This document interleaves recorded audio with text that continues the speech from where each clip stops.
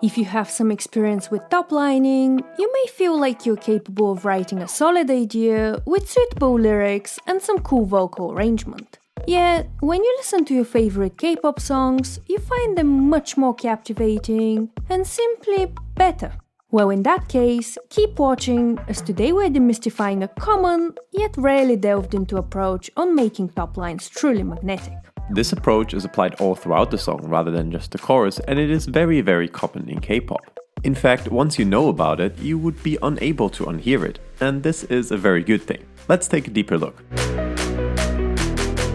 Recently, we held a collaboration event with Fanwork Global, where we explored some of the core elements of approaching songwriting in the style of K-pop. And if you have followed us in our content for a while, you would know how often we talk about catchiness, for good reason of course. The first piece of songwriting advice beginners would hear is to focus on coming up with a good hook. And this is a great start, as writing a good chorus, which is the core section we hear that hook in, is an art form in itself which takes a while to grasp fully.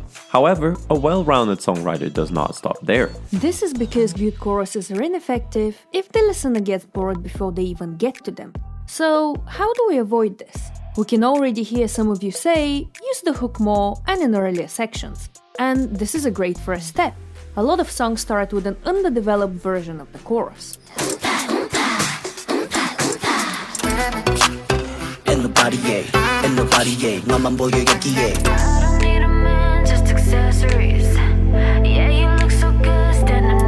Alternatively, we can take the chorus hook and transform it. We often hear this in intros, but we hear it in other parts of the song too, such as in verses and pre-choruses.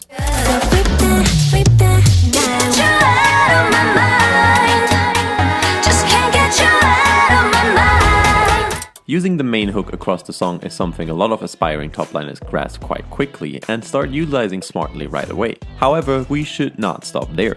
In fact, there's something even more subtle that many charting songs do all the time, and you should too. Let's look at an example. We're sure you would all agree that this is the main topline hook. But what about this? And this? See, these parts are catchy in their own way and can be considered hooks too.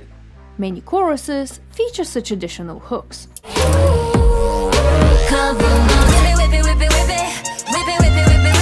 We call these mini hooks in order to differentiate them from the main hook, but the terminology is only here to guide us, not limit us. Similarly to the main hook, mini hooks double down on catchiness, while simultaneously offering variation from the main hook.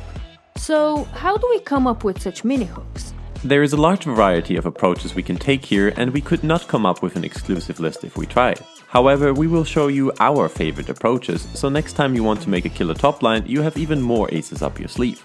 So let's start from the most obvious approach here, using the song title. This is exactly what most main hooks do, but we can sprinkle it all throughout the song too. Listen to this example.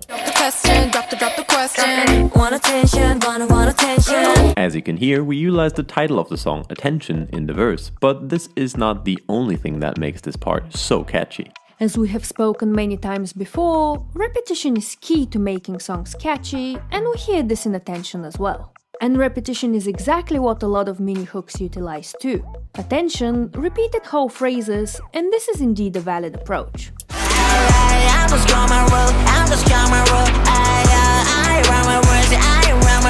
Often, however, we repeat just a word,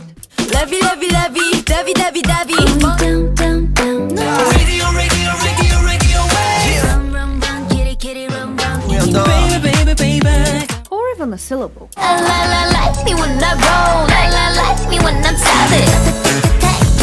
We have noticed that a lot of beginner topliners are afraid of repeating lyrics in fear of sounding lazy and boring, but intentional repetition is an unbeatable weapon in good songwriting. Another great way can be utilizing unexpected rhythms or even breaks within the topline.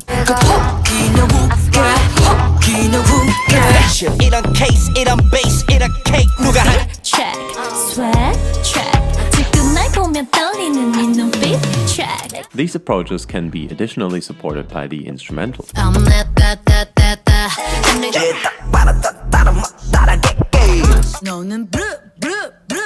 Or we could use short, catchy melodies. These would be rather straightforward, ascending or descending melodies, and would sometimes further grab our attention by utilizing chromaticism or modal mixture. Dress up to impress, but I'm impressing everyone. Me feeling shine, shine, shine. Put a dark in there tonight. Just close your eyes, breathe in, elevate.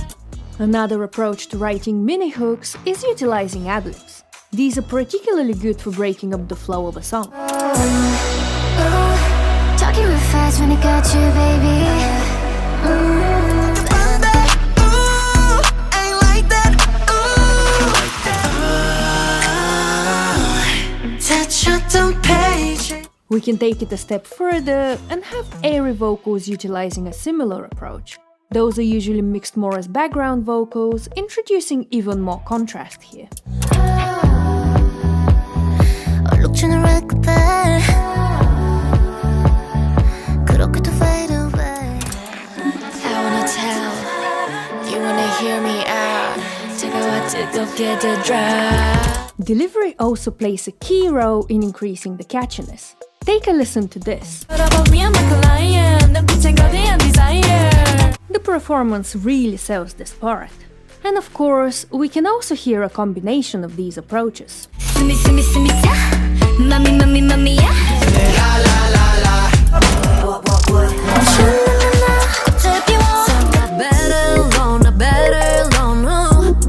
So far, the examples we have looked at mostly span across verses and pre-choruses. However, using a fresh hook at the very end of the song can be a great way of ending on a high, catchy, and yet still intriguing note.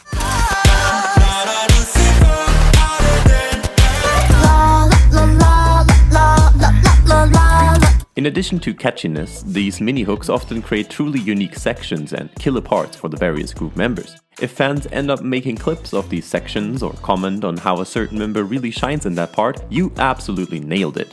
One thing you may also notice is that mini-hooks are often further emphasized by fan chants, making these parts even more memorable while also adding a layer of interaction with the crowd.